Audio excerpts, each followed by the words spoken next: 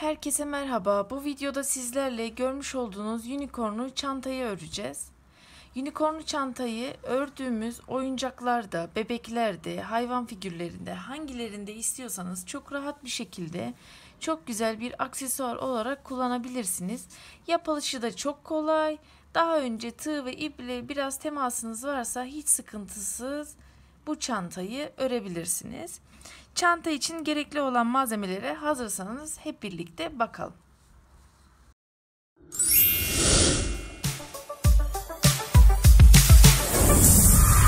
Evet, unicornlu çantayı örmek için bize gerekli olan malzemeler zemin renginde kullanacağınız ip. Ben beyaz renkte amigurumi için kullanılan iplerden herhangi bir markayı tercih ettim. Zemin için beyazı kullandım. Yine boynuzuna sarı renkte bir ip kullandım. Çiçekleri için de yeşil, turuncu ve gördüğünüz gibi bu renkleri kullandım. Yine sizin de elinizde böyle artık değerlendirebileceğiniz küçük ipleriniz varsa daha güzel olur diye düşünüyorum. Yine göz işlemesi için bir iğneye ve siyah renkte bir ipe ihtiyacımız var. Ve örerken ben 2 milim kalınlığında bir tığ kullandım. Yine küçük numaraları tığları kullanmanızı tavsiye ederim. Hafif bu dolgunluğu verebilmek için de isterseniz elyaf kullanabilirsiniz, isterseniz elinizdeki artık iplerden kullanabilirsiniz. Malzemeleriniz hazırsa örmeye başlayalım. Her zamanki gibi sihirli halka yaparak başlayacağız. Sihirli halka yaptık. İçine 6 tane sık iğne yapıyorum. 1 2 3 4 ve 5. 5 tane sık 2 4 5 6 tane sık iğnemi tamamlıyorum. Tamamladım. Sık iğnemi kapatıyorum. Kapattım. Kapattıktan sonra her zaman yaptığımız gibi artırma işlemi uygulayacağız. Her sık iğnenin içerisine çift batıp 12'ye tamamlayacağız. 1 2 3 4 5 6 7 8 9 10 11 12 tane sık iğnemi yaptım. Yine artırma işlemine devam ediyorum. İsterseniz ilmek belirleyicinizi koyabilirsiniz ya da ipinizi bu şekilde döndürebilirsiniz örerken. Devam ediyorum. Bir sık iğne, bir artır, bir sık iğne, bir artır. Sıra sonuna kadar aynı işlemi tekrar ediyorum.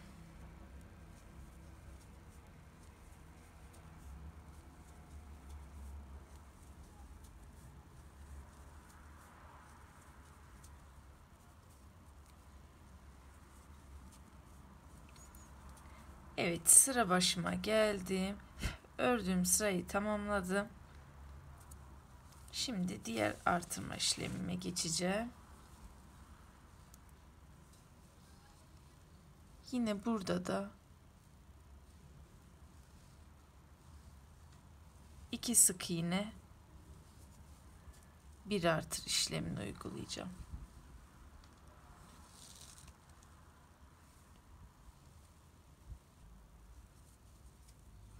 Evet, yine sıra başıma geldim.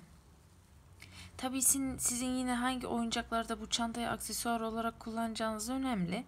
Daha büyük oyuncaklarda kullanacaksanız isterseniz artırma sayısını bu şekilde devam ettirebilirsiniz.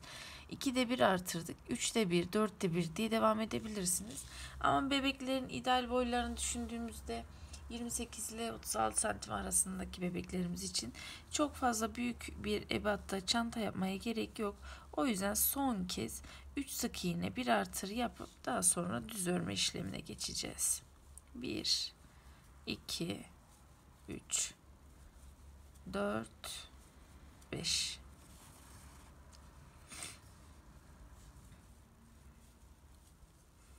Evet, artırma işlemlerimi tamamladım. Bundan sonra yapacağım şey düz bir şekilde örmek olacak. Artırma, eksiltme yapmaya gerek kalmayacak. Daha sonra da isterseniz içerisine elyafla, isterseniz artık iplerinizle doldurabilirsiniz. Şimdi artırma işlemini tamamladık. Düz örme işlemine geçelim. Evet, düz örme işlemimizi tamamladık. Toplam 6 sıra boyunca düz bir şekilde örüyoruz. Gördüğünüz gibi artırma işlemi yaptığım yere ilmek belirleyicimi bıraktım. Bıraktığım yerden sonra 6 sıra boyunca 2, 4, 6 sıra boyunca düz ördüm. Şimdi biraz içini doldurduktan sonra artık örgümüzü kapatacağız. Çok fazla doldurmaya gerek yok. Hafif bir dolgunluk olsa yeterli olacaktır zaten. Çok doldurursak bebeklerin üzerinde kabarık bir görüntüye sebep verebilir. Biraz dolduralım, sonra kapatma işlemine başlayalım.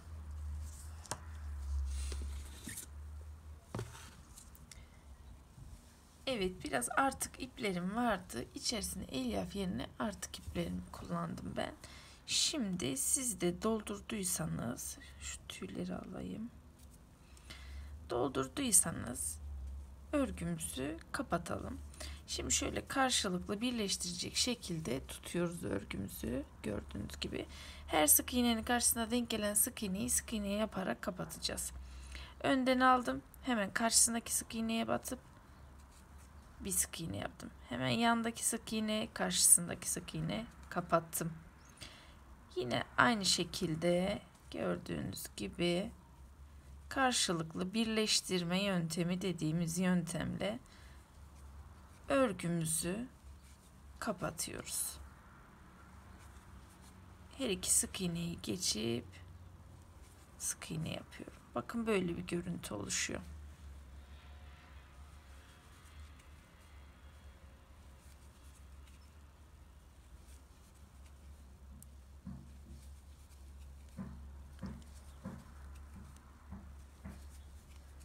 Ve son turda yine kapattım. Böyle bir görüntü elde edeceğiz. Elimizde böyle bir şekil olacak unicorn. Sonra boynuzunu yapacağız.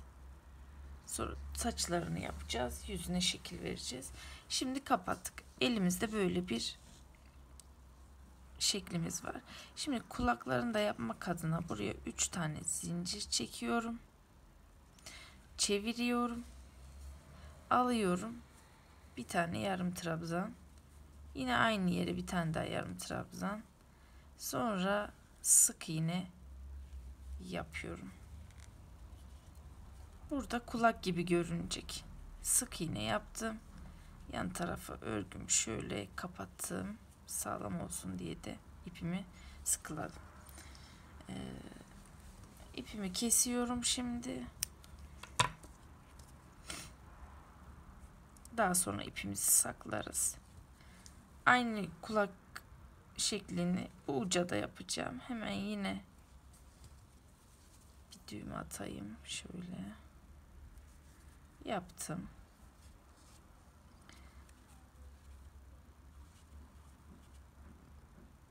Buradan batıp ucundan batıp 1 2 3 yine 3 zincirimi çektim, ipimi aldım, 2 tane yarım trabzan yaptım. Sonra yine aynı yere sık iğne yapıp hemen ucuna batıp örgümü kapatıp sıkıladım ve ipimi keseceğim.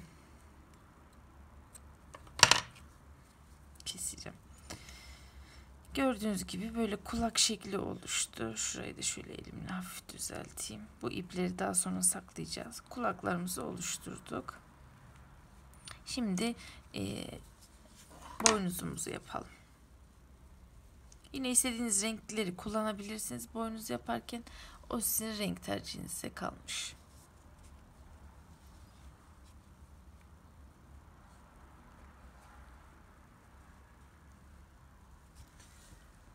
Evet, Boynuzum için sarı ipimi aldım. Yine sık iğne yapacağız. Sık iğnenin içerisine 1 2 3 4 5 tane sık iğne yaptım. Kapattım. Kapattıktan sonra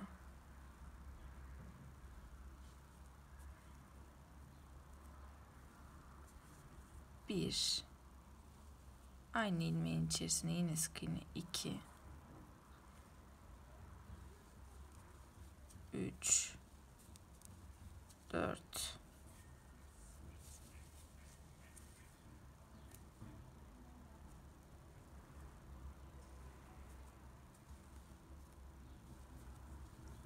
5 6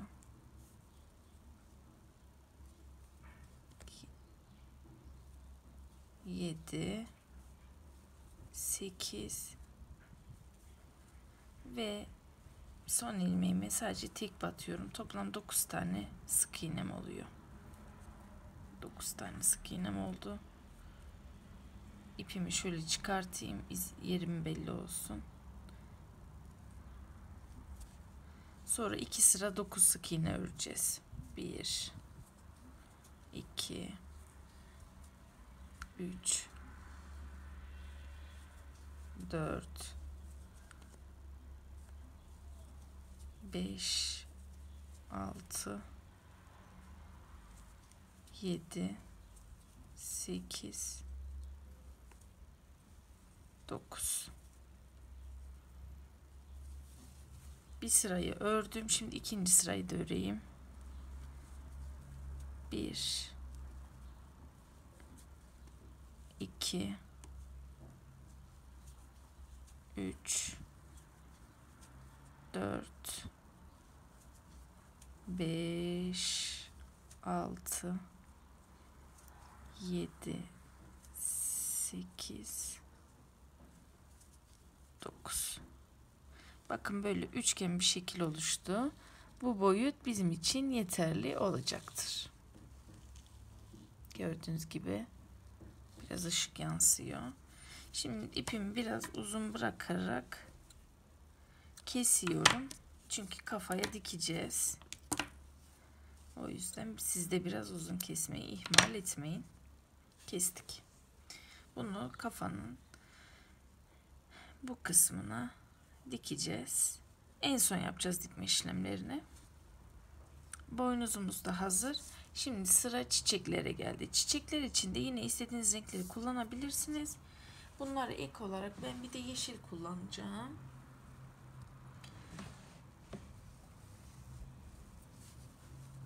Sırayla 3'er adet çiçek yapacağız. Bunun için sihirli halka yapmıyoruz bu sefer. Bir zincir çektik. 1 2 3 4 5 6 7 8 9 10 11 12 13 13 tane zincir çektim. İlk zincirimi atlıyorum. İkinci zincirden itibaren hepsinin içerisine sık iğne yapıyorum.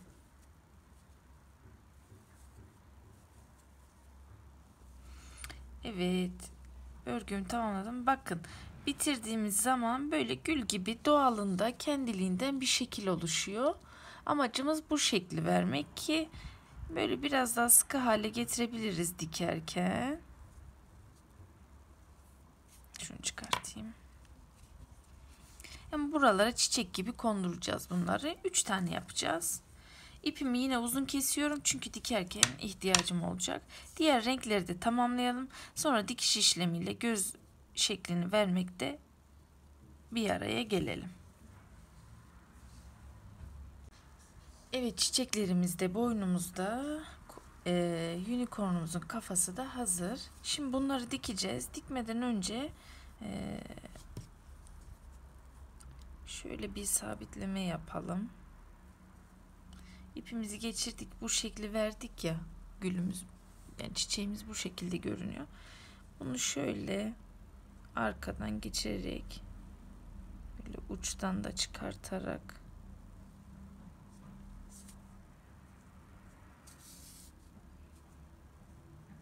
sabitleyelim. Hemen yanından batarak tekrar arkadan bir yerden çıkalım. Böyle sabitlenmiş olarak dursun. Ortaya boynumuzu yerleştireceğiz. Gülleri önüne, diğer yanına ve bu yanına yerleştireceğiz. Bu şekilde dikeceğiz. Düştü. Şöyle. Bu şekilde dikişlerimizi tamamladıktan sonra ufak gözler oluşturacağız. Dikelim. Diktikten sonra da en son halini göreceğiz zaten hep birlikte. Önce boynuzumuzu ortalayalım.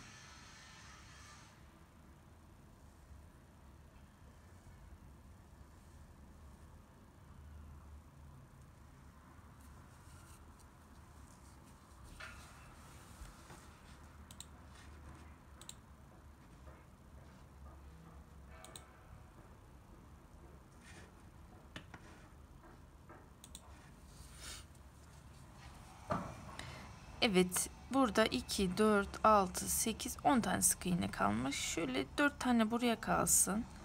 1, 2, 3, 4.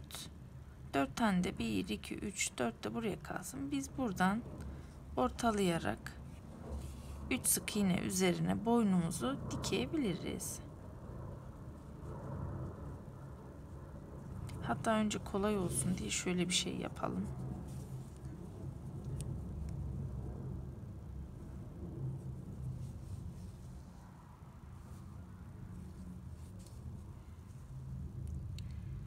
Boynuzumuzu karşılıklı dikelim. Bizim işimizi daha kolay hale getirir. Gördüğünüz gibi böyle duruyor. Dikerken ortalayıp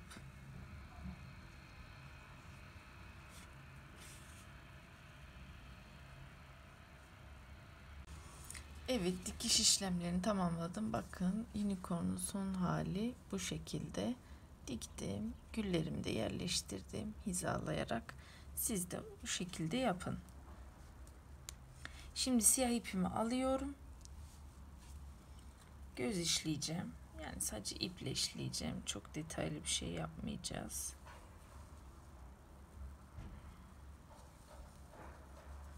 Düğme attım.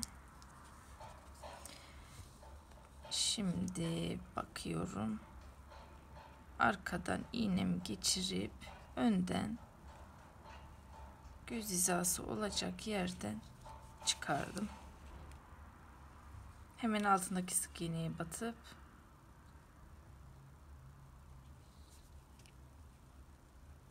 yandan çıktım. Daha kalın yapmak istersek bir tur daha yapabiliriz bence. Yaptım. Bu sefer karşıdaki gözün alt yerinden çıktım. 2 tane çizgi bence yeterli. Zarif bir görüntüsü olsun, abartılı olmasını istiyorsanız siz de bu şekilde yapabilirsiniz. Evet. Yine hemen üstteki sık iğneden geçip alttan çıktım.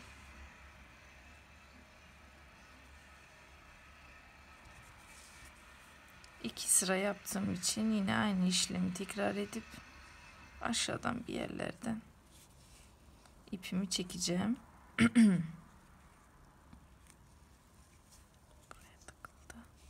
İpimi çektim. Şöyle birleştirdim.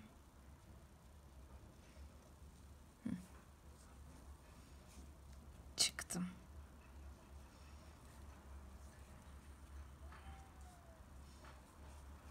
Bakıyorum, şöyle bir kontrol ediyorum. Tamamdır. İpimi yine yukarıdan bir yerden geçiriyorum. Sağlam olsun da kayma olmasın diye. Bu şekilde göz işlemimizi tamamladık. Son olarak çantamızın kulpunu da zincir çekerek yapacağız. Yine beyaz ip yardımıyla zincir çekip bebeğimizde veya kullanacağımız diğer örgülerimizin uzunluğuna göre zincir çekiyoruz. Ortalama ben 45 ila 50 arası zincir çekiyorum. Yeterli olduğunu düşünüyorum. Siz yine bebeğinizin boyunu ölçerek yapabilirsiniz. İpimi sabitledim. Bir sık iğnemi yaptım. Şimdi zincirimi çekiyorum. Çekerken de saymayı unutmayın.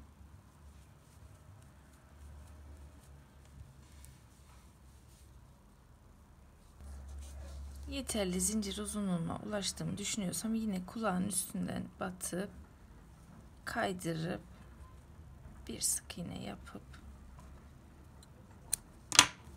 ipimi kestim. Kolu sabitlemiş oldum. İpi gizliyorum. İpimi gizledim. Şöyle bakın, çantamın son hali bu şekilde. Ben biraz dikiş izlerini belli etmişim ama siz gizleyerek örebilirsiniz. Hızlı olsun diye benimki biraz öyle oldu. Çantamızın son hali bu şekilde. İsterseniz hafif allıklarla yanakları da süsleyebilirsiniz. Şık duracağını düşünüyorum. Yine dediğim gibi bebeğinizin boyuna göre ayarlayabilirsiniz. Unicornlu çanta tarifinin sonuna geldik.